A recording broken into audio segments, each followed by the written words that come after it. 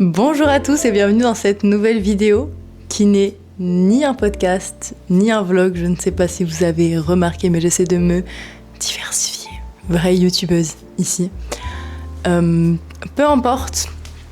Aujourd'hui, j'avais extrêmement envie de vous faire un résumé culturel de mon année 2025. Voilà, décembre, fin d'année, un cycle qui se ferme et j'avais envie de revenir sur ce qui m'avait marqué culturellement.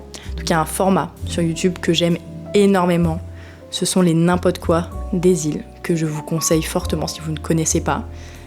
Ça fait des années que je la suis. C'est une créatrice de contenu superbe. En même temps, qui suis-je pour lui faire la pub? Elle a 135 000 abonnés. Mais c'est littéralement grâce à elle que je suis amie aujourd'hui avec ma meilleure amie. C'est grâce à elle qu'on s'est rencontrés et ce format a eu un immense impact sur ce que je consomme comme films, séries, livres, divertissements, jeux vidéo, tout. Donc vraiment, allez y faire un tour si vous ne la connaissez pas. C'est super.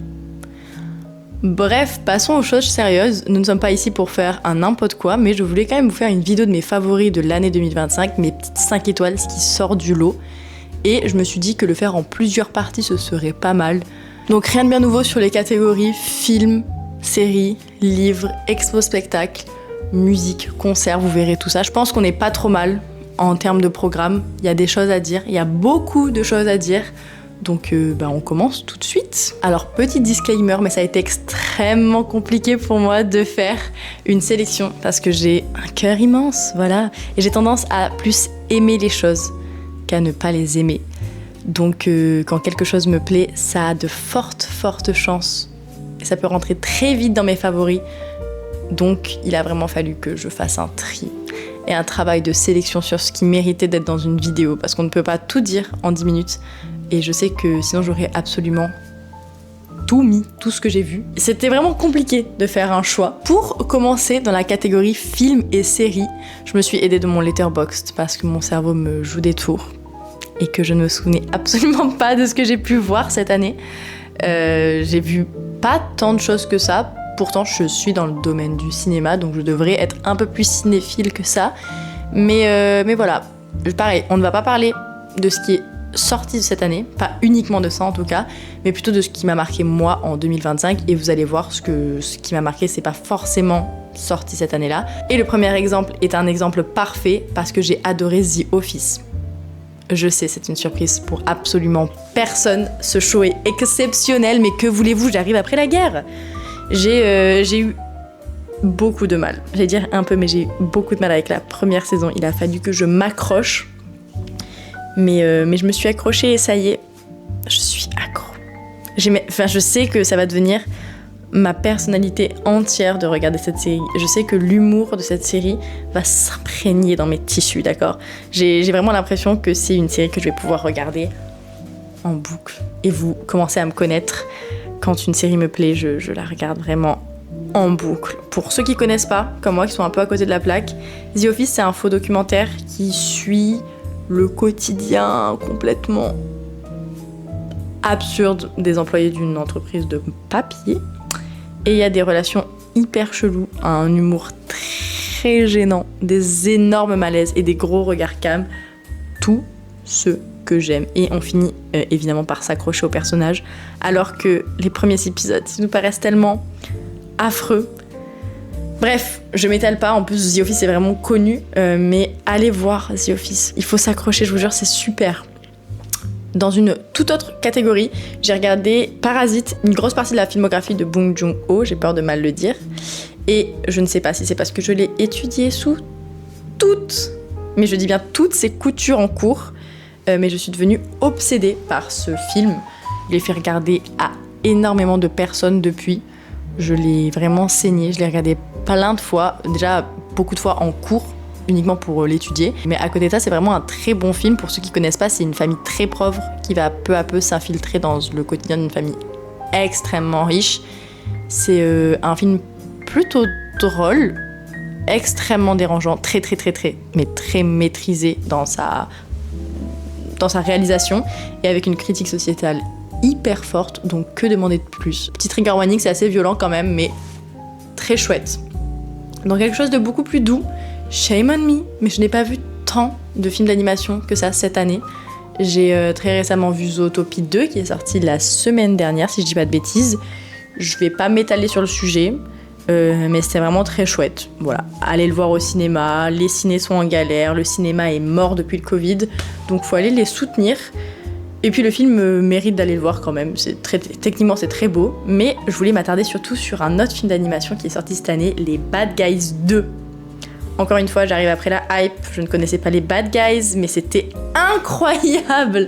L'animation est géniale, les voix françaises sont folles, l'histoire est vraiment top, c'est le parfait mélange pour moi pour un film d'animation, pour enfants, pour ados, pour adultes. Pour ceux qui connaissent pas, encore une fois, les Bad Guys, c'est une histoire de méchants, archi cliché, un loup, un serpent, un requin, une mygale, je sais plus exactement tout ce qu'il y a, et qui vont essayer de devenir gentils, en gros.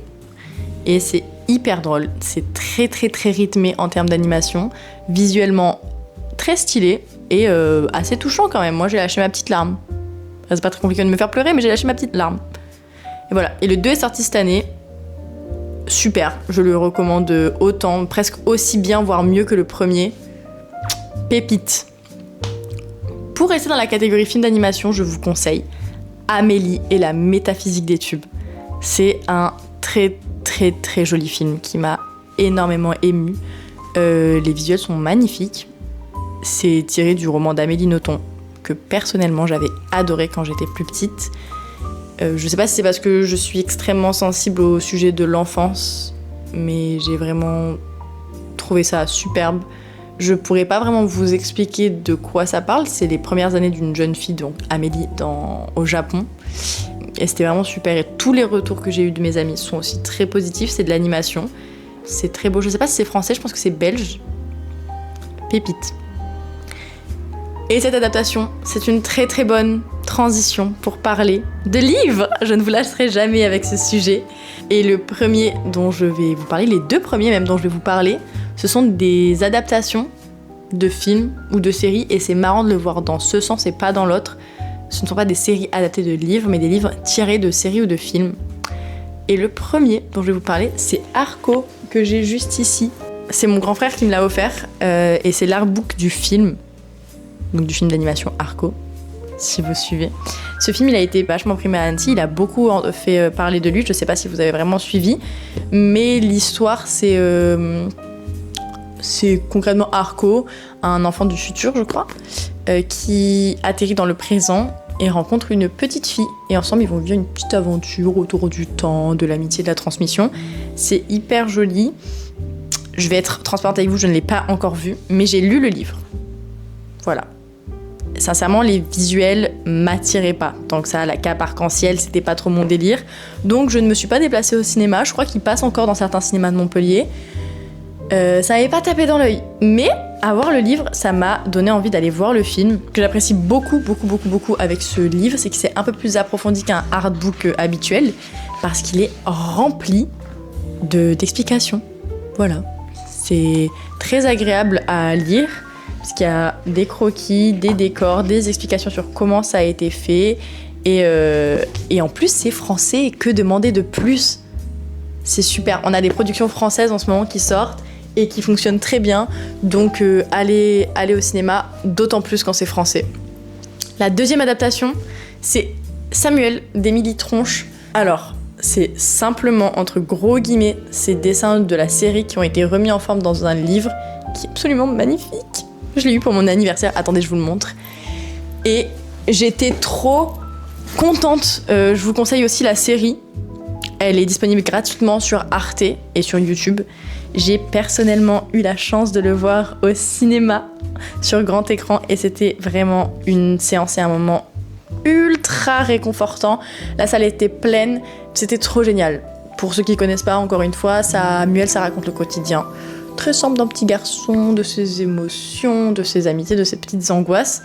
Et c'est dessiné de manière très minimaliste, mais c'est très juste sur les sentiments qu'on peut ressentir à ce moment-là. Je vous montrerai probablement des close-up, mais voilà, c'est très très très joli. Et l'avoir sous forme de livre, c'est une très jolie pièce à avoir, et la mise en scène est un peu différente que la série, donc très chouette.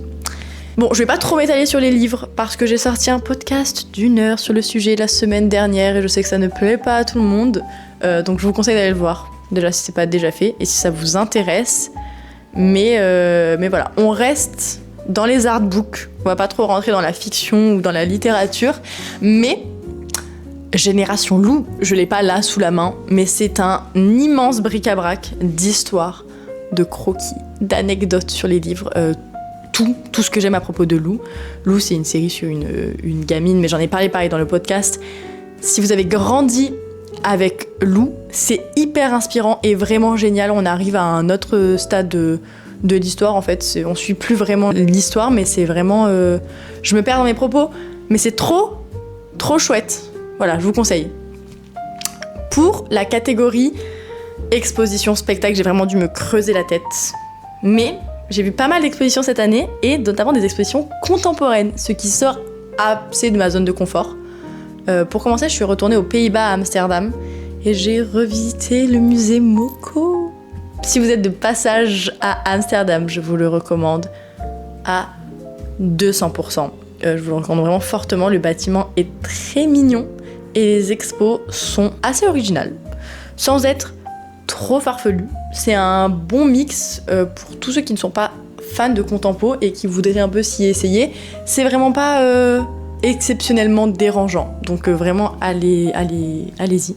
D'ailleurs, petit aparté sur Amsterdam et le musée Van Gogh à Amsterdam, c'est incroyable, j'y retourne à chaque fois que j'y vais et c'était intéressant de le mettre dans Expo vu que je l'ai revu cette année. Si c'est aussi connu, c'est pas pour rien, c'est très cool.